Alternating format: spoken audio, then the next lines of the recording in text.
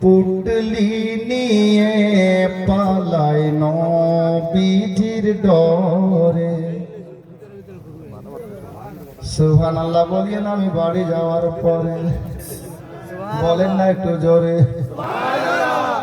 একদিন এক বুড়ি মক্কা শহরে পুটলি নিয়ে পালায় নবীজির ডরে। ও গো আসছিলেন মোর দয়ার রাসূল সে পটি ধরে। একদিন এক বুড়ি মক্কা শহরে পুটলি নিয়ে পালায় নবীজির ডরে। শুনুন কি হলো তারপরে। ডেকে বলেন নূর নবীজি ও গো বুড়ি শুনো না, ভারী পুটলি নিয়ে তুমি কোথায় যাবে বলো না। কার ভয়েতে যাচ্ছ তুমি মক্কা শহর ছেড়ে, একটুখানি বলো বুড়ি আমার হুজুরে। ও গো পুটলি তোমার পৌঁছে দেব, পুটলি তোমার পৌঁছে দেব, যাবে যত দূরে। একদিন এক বুড়ি মক্কা শহরে পুটলি নিয়ে পালায় নবীজির ডরে। বুড়ি মক্কা কেন ছাড়ছে শুনুন।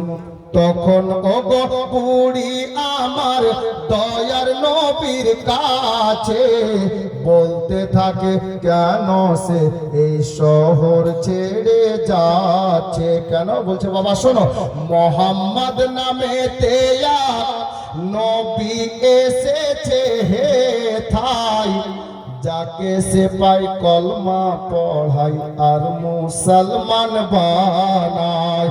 যাকে সে পাই কলমা পড়াই আর মুসলমান বানায়। ও গো তাই তো আমি যেতেছি গো এ শহর থেকে দূরে।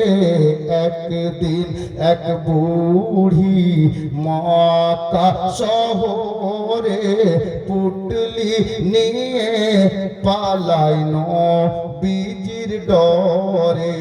গজল আরো লম্বা আছে, শেষ ছন্দ শুনেন জোরে বলেন সুবহানাল্লাহ।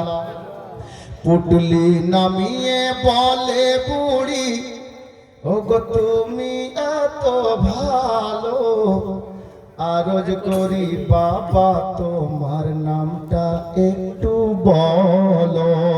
আরজ করি বাবা তোমার নামটা একটু বলো। তো আমার নবী বলছেন বুড়ি তাহলে শোনো, যার ভয়েতে এলে তুমি মক্কা শহর ছেড়ে। বুড়ি শোনো, যার ভয়েতে এলে তুমি মক্কা শহর ছেড়ে, আমি সেই মোহাম্মদ এলাম পুটলি মাথায় করে। আমি সেই মোহাম্মদ এলাম পুটলি মাথায় করে। ও গো শোনার পরে বুড়ি তখন আমার নবীর কলমা পড়ে। একদিন এক বুড়ি মক্কা শহরে পুটলি নিয়ে পালায় নবীজির ডরে। ব্রাদার যাই হোক অনেক লম্বা হলো, আমি এতক্ষণ ধরে